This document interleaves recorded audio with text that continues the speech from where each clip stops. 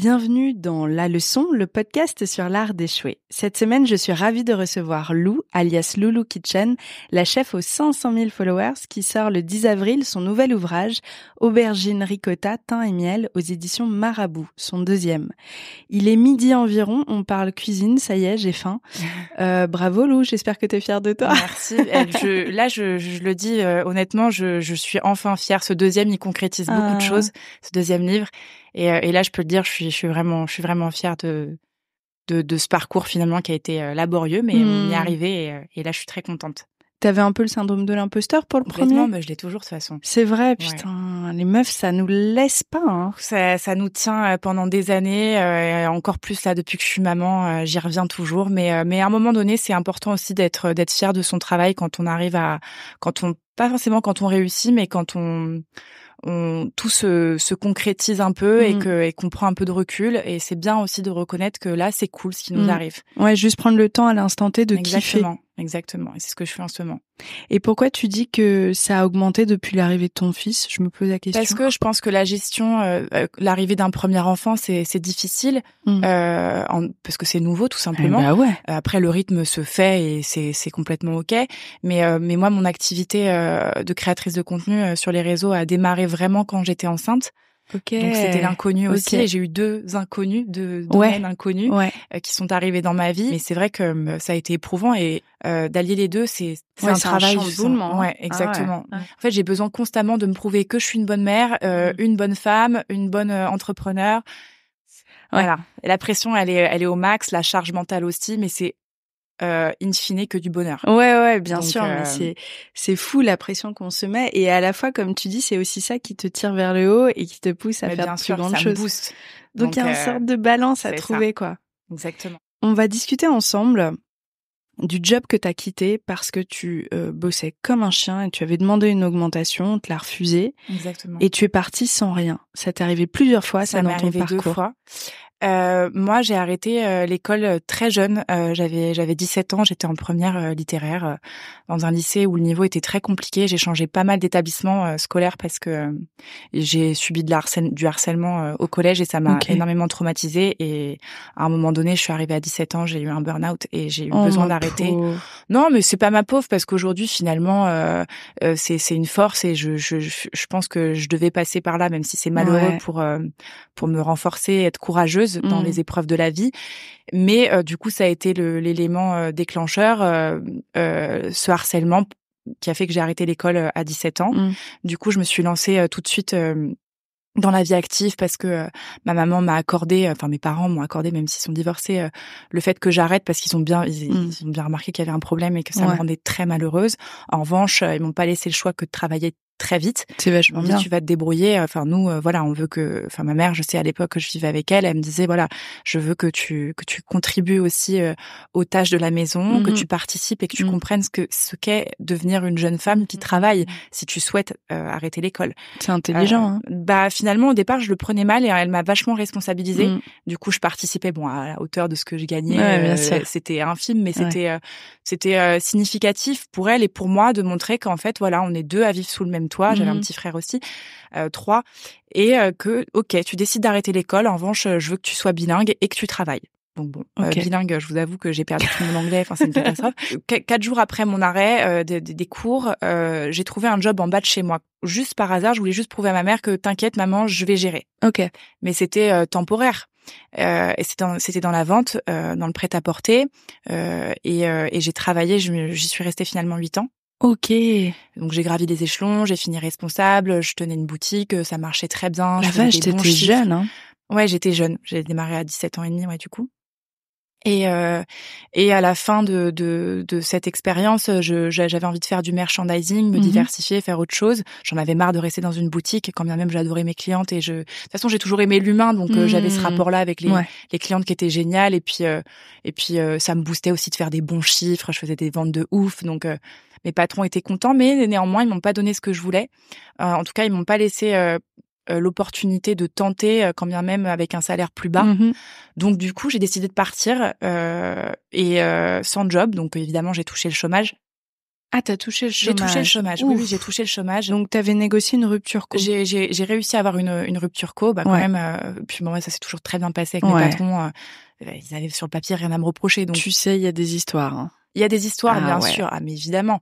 Mais moi, je serais pas partie sans rien. C'est impossible. Non, en revanche, non. Il me fallait un minimum de sécurité, mais néanmoins, j'avais pas de travail. Je suis partie, je savais pas ce que j'allais faire. Et pendant 2-3 mois, donc, j'étais au chômage et j'ai eu une opportunité de travailler dans une grande agence de mannequins à Paris, en tant qu'assistante au booking. Et c'était un milieu complètement nouveau, quand bien même ça reste dans la mode, mais ça n'a rien à voir avec le prêt-à-porter, enfin la vente. Et j'ai fait mes premiers pas dans cette grosse agence. C'était beaucoup de pression. Je me suis donnée à 100%. Est-ce que tu peux me raconter ton quotidien, parce que il y a beaucoup de fantasmes autour de l'agence de booking et de mannequinat. On se rappelle de 99 francs et bien sûr. Tu as toute cette collection de Bec BD. Ça ressemblait à quoi ton quotidien En fait, c'est un métier où tu ne comptes pas tes heures. Il faut que tu sois totalement dévoué. Après, moi, j'entends beaucoup de choses très négatives sur ce milieu, mais je pense que s'il est pris avec intelligence et maturité, il est pas plus pervers qu'un autre milieu. En revanche, c'est vrai que il faut que tu donnes énormément de ta personne, surtout quand tu démarres et que tu es pas directement agent de mannequin, que tu es assistante comme moi. Tu dois prouver 1000 fois plus et ça nécessite énormément d'heures en plus des heures qui sont contractuelles et finalement tu n'as pas de vie du tout le week-end et tu es totalement tout le temps sollicité, tout le temps en contact avec les mannequins parce que finalement t'es aussi une aide pour les filles qui arrivent à Paris, qui savent pas où dormir. Ils ont 14 ans, 15 ans. Alors non, elles sont un peu plus âgées en France, elles sont un peu plus âgées. Mais bon, elles sont toutes jeunes, quoi. Elles sont toutes jeunes, donc t'es aussi une aide psychologique, au-delà de leur booker des hôtels, des avions, de leur booker des jobs, tu dois les accompagner quand elles arrivent. Et moi j'ai adoré cette partie du travail, mais à un moment donné, j'ai eu besoin aussi de gagner mieux ma vie. Et un jour, le destin a fait que je suis tombée sur une fiche de paye d'un des bookers. Je m'attendais pas du tout à cet écart de salaire entre moi et... Il y avait quoi comme écart? Maintenant, c'était il y a longtemps. Ouais, c'était il y a longtemps, mais non, mais je me souviens très bien de l'écart. On parle quand même de presque 8 000 € d'écart. Donc, ça m'a traumatisée. Sur le moment, je me suis dit, non, mais c'est pas possible. Enfin, je veux bien donner de ma personne. Je suis prête à tout. Ok, j'ai pas de bac. J'ai pas fait d'études. Prête à ça. Non, moi non plus, j'étais pas prête. J'en ai pleuré, hein. Je suis rentrée chez moi.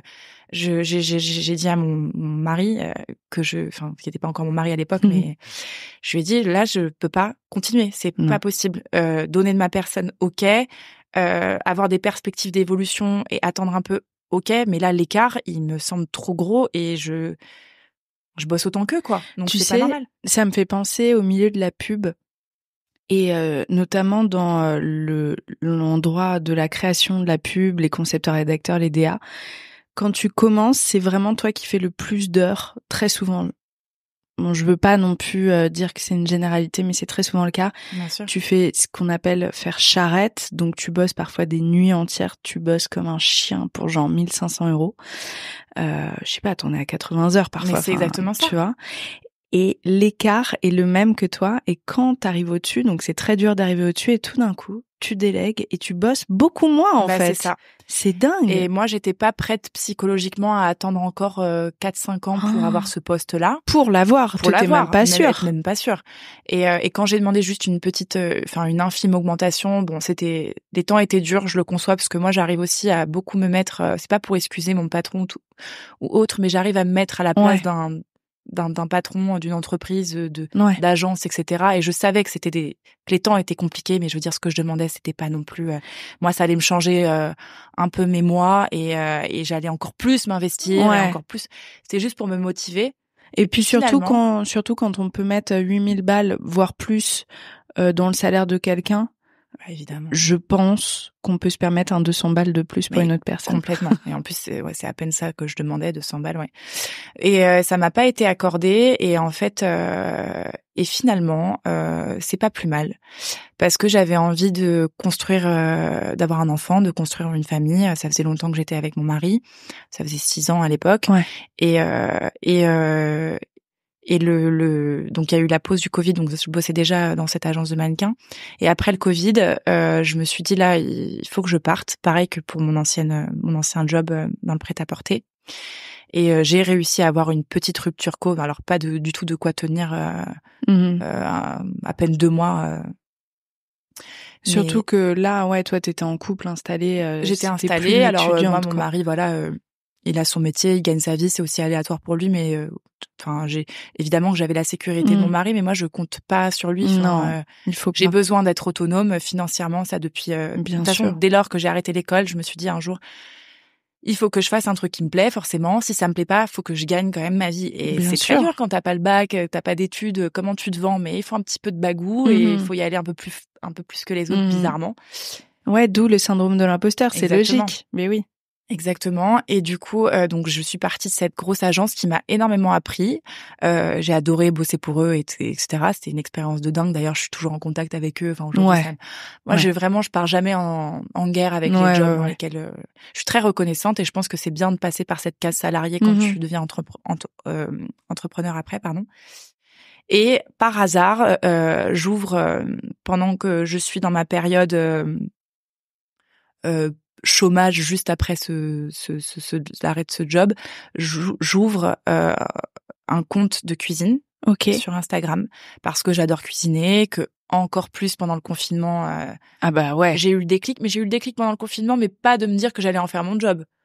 Juste, j'aimais bien partager avec les gens qui me suivaient. Bon, à l'époque, j'avais un compte perso, il y avait 200 personnes, donc l'interaction n'était pas la même, évidemment, mais j'adore recevoir, j'aime les repas avec les copains, mes copines, je les ai toujours reçues à la maison dans mes petits appartes, que ce soit les chambres de bonne, les appartes plus grands, à faire des tablés. Enfin, c'est un moment qui est cher à mes yeux. Et t'as des origines iraniennes en plus. Oui, mais alors je suis pas du tout proche de mes origines. J'ai pas de lien. Ça vient de ma grand-mère et Parce non. que je sais qu'il y a ce truc, cette joie de recevoir. Je pense que c'est plus le côté méditerranéen que je peux avoir parce que moi j'ai grandi au Maroc. Mon père habite là-bas avec mon grand-père, donc j'y allais beaucoup quand mes parents sont divorcés et aussi tous mes étés dans le sud de la France parce que ma grand-mère habite là-bas. Donc c'est une grosse influence dans ma cuisine. Mon mari est d'origine maghrébine, donc forcément il y a des plats qu'il adore. Ouais, il y a de la chaleur chez vous. Il y a de la chaleur, voilà.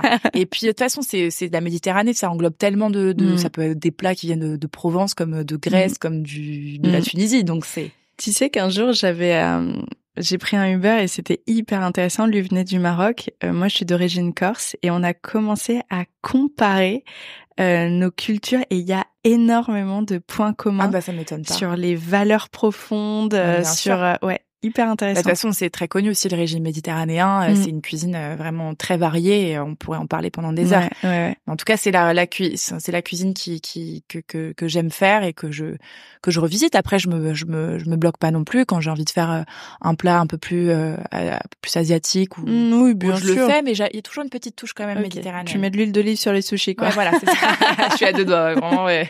Après, il faut toujours respecter quand même la base d'une recette, mais je mets de l'huile d'olive sur tout, donc franchement, je respecte rien.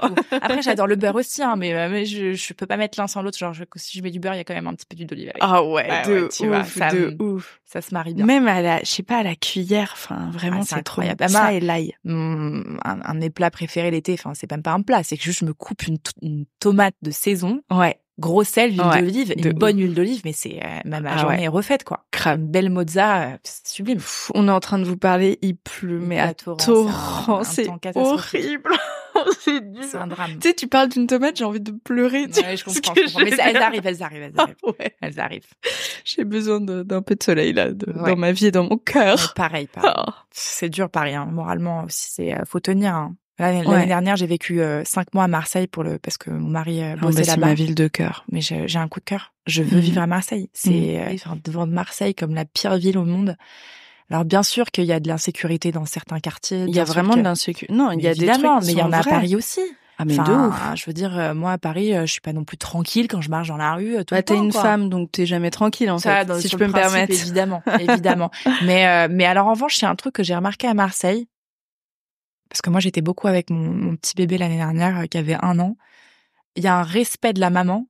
Ah, j'adore. Que j'ai pas. C'est important. Je ressens pas à Paris. Ah ouais? Ah ouais. T'es une mère, on touche pas aux mères. Ah ok, j'aime bien. Après, je dis ça, j'ai pas envie de faire de généralité. Il y a forcément des accidents, des trucs où. Bien sûr. Mais je sens, quand je suis dans les rues. On va te laisser la place. Ouais, voilà. On touche pas, quoi. Ok, j'adore. Et ça m'a fait du bien. Alors moi, mon ex est marseillais, donc pour le coup, j'étais vraiment de l'intérieur. Et honnêtement, moi, je trouve que les clichés, ils sont vrais. La ville, elle est violente. Et quand je dis violente, c'est que quand t'es dans le trafic marseillais, tout le monde klaxonne, tout le monde s'insulte. Il y a une sorte de violence. Il y a une énergie. C'est des gens qui ont envie de dire les choses, quoi. Mais il y a un truc dont personne ne parle, c'est la gentillesse des Marseillais. Tu t'arrêtes, des amours. Mais des amours. Moi, je me rappelle, mais même à côté du Vieux-Port, je sors mon GPS, je galère un peu. Il y a 3 personnes qui s'arrêtent, enfin, tu vois, pour essayer de m'aider. Partout, la gentillesse, ça, tu le vois pas à Paris. Hein. Non, très rarement, vraiment. Et c'est ce qui fait que ça m'a donné envie d'y vivre plus tard. Maintenant, ça reste un projet à voir si... Écoute, on fait la loi de l'attraction. Ouais, exactement. beaucoup de moula pour toi de et la pour moula, moi. De la moula, c'est ça. De la non, mais moulaga. après, en plus, je pense même pas qu'il y ait besoin de beaucoup de moula. Enfin, si tu veux y habiter, j'adore cet exo de moula. Non, mais si tu veux y habiter, t'y habites. Je veux dire, déjà, c'est moins cher qu'à Paris. Mais déjà avoir une résidence secondaire. Voilà, moi, le but, c'est une résidence secondaire. Voilà, c'est ça. Voilà. C'est pas une maison, c'est une résidence. C'est une résidence, déjà. Voilà, moi, je vais aller le week-end. Inviter les amers. Exactement. Non, mais moi, c'est parce qu'en fait, je suis très attachée à Paris. Il y a une énergie ici, une adrénaline qui m'évite de sombrer, en fait. Le matin, je me réveille, je vois 18 cafés ouverts, j'ai 2h du mat, tout est ouvert. Parfois, ça me rassure beaucoup. Moi aussi. Alors, Marseille, ça reste quand même encore une grande ville, donc c'est ça qui fait que je pourrais potentiellement y habiter. Mais à la fois, il y a ce côté calme, mer, si tu veux le week-end, tu veux partir à Cassis, tu veux partir dans les environs. C'est génial. Et quand t'as un enfant, c'est incroyable. C'est quelque chose que t'as pas à Paris. Merci, au revoir. Et justement, tu parles du fait d'en être au début de ta carrière et d'avoir vraiment besoin de l'énergie de Paris. Donc, durant le confinement, toi, tu viens de quitter ton taf? Alors non, je le quitte juste après. Tu le quittes juste après? 4 mois après le confinement. Donc, et t'es pas en stress, genre en mode qu'est-ce que je vais foutre de ma vie? Quand je quitte Ouais. Stress, non, parce que j'ai confiance bizarrement en moi. Je me dis, je sais que je suis une bosseuse. Okay. Je sais que de toute façon, j'ai pas fait d'études, j'ai pas de bac, je ne resterai pas sans travailler. Donc, si je dois laver, faire femme de ménage demain, je le fais. En fait, il y a pas de débat, je m'en fous. Il y a pas de sous-métier. Je fais tout ce qu'il faut faire pour gagner ma vie et me sortir. De ça, je resterai pas sans travailler pendant 2 ans. C'est pas possible, c'est pas ma nature, je peux pas. Ok. En revanche, je pense que ça a été une chance et aussi du travail, c'est que quand j'ai lancé mon compte de cuisine, il y a eu un engouement très vite. J'ai eu la chance d'être partagée par 2 copains influenceurs qui m'ont fait prendre 3000 followers dès le début. Donc trop forcément, bien. T'arrives à 0, t'es à 3000 en 2 semaines. Ça donne un petit boost. Ouais. Et puis j'ai été très bien conseillée par 2-3 copines qui travaillent dans les médias et qui m'ont dit poste sur TikTok à fond en même temps. Elles ont tellement raison. Et c'est ce que j'ai fait et du coup ma communauté a grandi au même niveau sur TikTok et Instagram. Enfin j'ai 100 000 de moins sur TikTok, mais parce que je suis un peu moins active sur cette application. Mais je postais tout le temps et puis j'ai 2-3 recettes qui se sont fait connaître, qui ont été des grands bangers comme on dit. Des bangers. Et voilà, et j'ai bossé quoi. Et au bout d'1 an, j'ai commencé à avoir ma première collaboration avec une marque qui m'a fait confiance. Et ensuite j'ai été accompagnée par mon agent avec qui je travaille toujours, qui gère ma partie contrat, etc., les échanges avec les marques.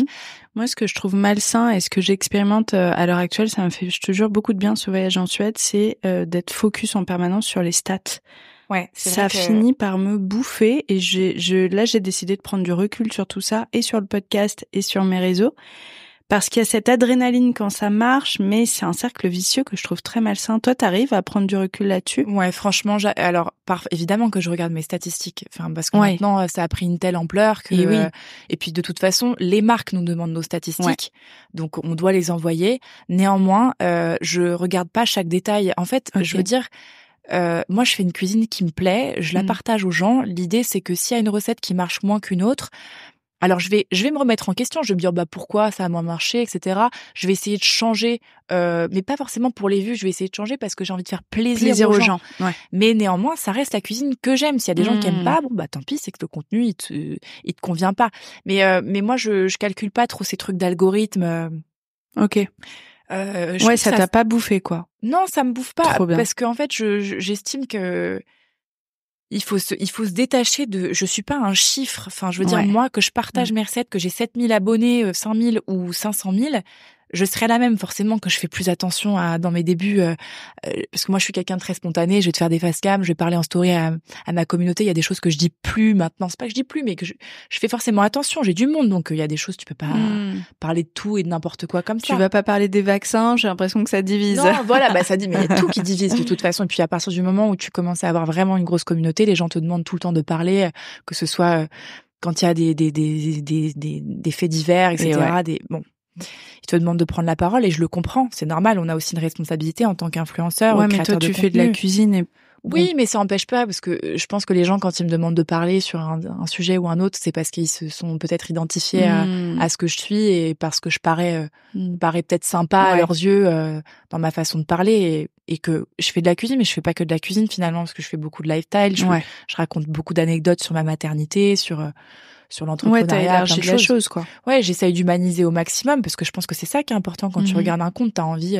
Alors soit t'as besoin d'avoir une information, mais t'as besoin d'identifier la personne, tu vois, de t'attacher un peu, de créer du lien, de ouf. Donc c'est hyper intéressant parce que dans tout ton parcours, en fait, je me rends compte à quel point ça t'a servi, et tu le disais tout à l'heure, cette épreuve du harcèlement, en fait, c'est la clé de tout chez toi, la clé de l'instinct de survie qui s'est mis en place. Complètement. Et ce truc d'aujourd'hui quand tu dis, en fait, demain, je lève les vitres, il n'y a pas de sous-métier, il y a une sorte d'urgence chez toi. Ah, bah, bien sûr. De survie. Ah, mais complet. C'est-à-dire que là, aujourd'hui, je fais ça, c'est génial et je j'en suis ravie parce que c'était pas ma passion initiale. J'adore cuisiner, je viens d'une famille d'épicuriens, j'aime manger, mais je pensais pas en faire un jour mon métier. Ouais, tu as jamais... Encore moins dans l'influence. À la rigueur, quand j'ai ouvert mon compte, je me suis dit, bon, je vais peut-être devenir chef à domicile. Ok, tu vois, je savais pas du tout comment le monétiser au départ. C'est au bout d'1 an, quand j'ai été contactée par une marque, que je me suis dit, ah, ok, il y a peut-être un truc à faire, c'est cool. De la moula, de la moula gare. Non, mais franchement, j'ai pas ce truc de, évidemment que j'ai envie de gagner bien ma vie et Moi, je veux ma maison, en fait. Tu sais, je suis taureau, donc c'est pas l'argent, l'important, c'est la pierre, c'est la stabilité, c'est la sécurité. Je suis complètement d'accord avec toi. Le fait de pas avoir fait d'études me pousse à forcément me battre d'une façon où, moi, j'ai faim, quoi. Ouais. J'ai faim, mais je suis pas là pour l'argent. Je suis là vraiment pour partager. Et si demain je vois que mes partages les gens sont moins réceptifs, etc., je vais me renouveler, je vais faire autre chose. Je trouverai. En fait, j'ai cette niaque de toute façon en moi, donc que ce soit dans ce métier ou un autre. Après, forcément, maintenant la cuisine c'est quand même devenu ma passion et j'espère rester dans ce domaine-là. Bien sûr. Longtemps. Oh, je pense aussi. Et je pense que tu manieras les choses avec intelligence. Tu parles de chef à domicile, il y a vraiment un créneau là-dessus incroyable. Bien sûr. Je suis à mon compte, je travaille principalement aussi de la maison et ça me permet de m'occuper de mon fils. Et ça, c'est la vie que je voulais. Ah, c'est génial. Parce que finalement, on revient au point de départ où quand j'ai quitté mon job dans l'agence de mannequins, c'est parce que je voulais aussi construire ma famille à un temps calme. Et là, aujourd'hui, j'ai un métier qui me permet, alors même si c'est beaucoup de travail et beaucoup de concessions aussi, qui me permet de gérer mes horaires. Et moi, c'était tout ce que je voulais. Moi, ça me mettait des angoisses, en fait, de demander des jours pour faire telle ou telle chose ou une heure. Est-ce que je peux arriver à telle heure parce que j'ai tel rendez-vous? J'ai besoin de gérer mon planning et finalement, je bosse même plus. Ah bah, en étant à mon compte, bien sûr. Bah ouais. C'est tout ce truc de statistiques dont tu me parlais. Ouais, moi je suis tombée dans un truc pas sain et j'ai un tout petit compte Insta. Alors j'ai de grosses audiences sur mon podcast, mais un petit compte Insta. Et je bosse, en fait, je crois que ce qui n'a pas été sain, les années d'avant, j'avais énormément de projets à côté de la leçon pour me rémunérer. D'accord. Et donc, du coup, j'étais vachement en lien avec des humains. Et cette année, j'ai eu ce coup de chance pas possible d'avoir des projets qui m'ont permis d'avoir un petit matelas. Et je me suis fixé, ok, tu as tant de mois pour juste te concentrer sur la leçon et ta création de contenu. Moi, je fais de l'humour sur Insta, c'est ce que j'aime beaucoup. C'est trop bien. Et en fait, j'ai mis trop d'importance là-dedans de 1. Je crois que j'avais trop de temps calme aussi, donc pas assez stimulée mentalement. Ouais. Et pourtant, j'adore les vidéos et je me suis rendu compte que c'est une vraie passion. Mais je crois que ça a pris trop d'importance. Je me suis foutu une trop grosse pression dessus. Et donc du coup, ouais, j'en étais, tu sais, je postais une vidéo, c'est ça marche pas et tout, alors que j'adore faire ça, vraiment, j'ai de la joie à faire ça. Mais je comprends. Mais le contre-coup m'a rendu dingo, tu vois. Et là, je veux pas de ça, moi, c'est pas ma vie, c'est pas ma vision des choses, donc je prends du recul. Après, moi, je te dis pas que je regarde jamais mes stats. Hein. Non, évidemment, bien sûr. Ça fait partie de mon job. Mais il y a des publications qui marcheront plus que d'autres. C'est comme ça, c'est un comme fait. Ça. Et les gens déjà te suivent pas aussi. Par exemple, quand tu fais une collaboration, il y a toujours ce truc où ça dès baisse, que c'est expliqué que t'es rémunéré, les gens ne te soutiennent pas de la même manière que quand c'est un contenu gratuit. Donc il faut se détacher, il faut se dire que le plus tu vas être naturel et toi-même sur tes réseaux, sans t'es pas obligé de te dévoiler toute ta vie non plus. Pour le coup, je suis très nature aussi. Je pense sincèrement. Le plus les gens vont accrocher et rester et être fidèle à ton contenu et te soutenir. Et je pense que ça se ressent finalement quand il y a des comptes qui pensent trop stats, qui pensent trop vues, qui sont là juste pour le buzz ou pour la fame en fait. Pour c'est la terrible fame, quand on oublie la passion, quoi. Bah exactement, parce que l'influence, c'est un métier aujourd'hui, c'est tellement accessible. Tout le monde a envie de partager du contenu. C'est vrai. Mais bien sûr, c'est génial. Tout le monde est bienvenu. Il y a de la place vraiment pour tout le monde sur les réseaux. Mais je pense que si t'arrives sur une plateforme avec l'idée de gagner ta vie, déjà t'as tout faux, quoi. Déjà, si t'es pas dans juste le partage pur et dur avant de penser à gagner de l'argent. C'est qu'il y a un problème. Ouais, je suis trop d'accord. Mais mon mari, moi, me canalise, me calme beaucoup. J'ai la chance quand même d'avoir un homme qui me soutient énormément dans ce que je fais. C'est génial. Et puis on est parents, donc forcément le soir. En plus, je le fais par réflexe, c'est-à-dire que le soir, je vais regarder mes commentaires ou je vais commencer à vouloir faire un montage. Et là, mon mari me dit bon, écoute Lou, t'es pas obligé de le faire maintenant, tu vois, tu peux le faire demain, tu peux le faire pendant des horaires de bureau classiques. Je dis oui, mais moi je veux pas cette vie-là. Et en fait, il a raison. À un moment donné, on se regarde un film, je vais pas être sur mon téléphone. Ouais, je suis trop d'accord. J'arrive aussi, mais je sais que j'y arrive plus grâce à mon entourage qui me canalise et mon fils, évidemment. En revanche, quand je suis avec mon fils, alors je dis pas, je suis quand même, ça m'arrive d'être sur mon téléphone quand je suis avec mon fils. Et d'ailleurs, je me rends compte et je m'en veux. Je vais plus rapidement m'agacer. Quand je suis sur mon téléphone et qu'il va me demander un truc, mon petit chat d'amour, je culpabilise. Oh, petit mon bébé à 2 ans, maman. Et je fais, oui, bah quoi, qu'est-ce qui se passe? Et parce que je suis sur mon téléphone et c'est nul. Donc du coup, là maintenant, je fais beaucoup plus attention. Mais dans mes débuts, j'étais comme ça, mais parce que c'est les débuts, c'est l'adrénaline, je prends beaucoup d'abonnés, c'est trop bien, je suis contente, je veux que ça plaît. Puis j'ai mes livres aussi, donc ça me prend beaucoup d'énergie. Bien sûr. Donc, mais bon, c'est une question d'équilibre. Et à partir du moment, en tout cas, la règle, c'est si ça devient toxique, juste souffler un peu et revenir. De ouf. T'as trop raison. Et si vous nous écoutez, qu'importe votre job, parce qu'on peut être addict, qu'importe son job. Effectivement, faire un pas de côté et juste s'observer un peu de haut et se dire est-ce que c'est sain ce que je suis en train de faire. C'est ça. Là, je suis en train de lire un bouquin qui s'appelle The Power of. Attends, c'est quoi? Attends, bouge pas. Je vais le chercher. Ah oui, j'en ai entendu parler. Faut que je lise. Ok. The Power of Now. Attendez. Bon, c'est un peu plus shaper que je pensais. Je pensais que ça allait donner des explications sur comment, je sais pas, méditer et revenir à l'instant présent. En fait, ça parle beaucoup d'énergie, de ce que certains appellent Dieu, ce que j'appelle Dieu et pour d'autres l'univers, etc. Mais c'est vachement intéressant. Et le premier conseil qu'il donne dedans et que j'essaye d'appliquer en ce moment, c'est que nous ne sommes pas nos pensées, c'est-à-dire qu'on pense énormément et très souvent négativement dans sa journée, donc on s'auto-sabote beaucoup sans le savoir. Complètement. Et lorsque on se surprend à avoir une pensée comme ça, se dire non, c'est une pensée. Et la nous qui dit non, c'est une pensée n'est pas la même que celle qui a la pensée. C'est bien la preuve qu'on peut exister sans la pensée. Bien sûr, je suis claire. Ouais, je suis très claire. Hyper intéressant. Et tu vois, hier, j'étais en boucle sur un truc du passé et je me suis dit, stop, regarde, tu es en train de refaire ça. Meuf, mais la quiétude que ça m'a donnée. Mais j'imagine. Faut que je lise. The Power of Now. Ça va être tout de suite dans ma bibliothèque. Eckhart Tolle. Alors là, franchement, je sais pas comment le prononcer. E-C-K-H-A-R-T. Démerdez-vous avec ça. Pas de souci. De toute façon, je vais le prendre, je le lirai et je ferai un retour aussi à mes abonnés. Trop bien. Trop bien. Qu'est-ce que tu as envie d'enseigner à ton fils sur le pouvoir de l'échec et du rebond après l'échec?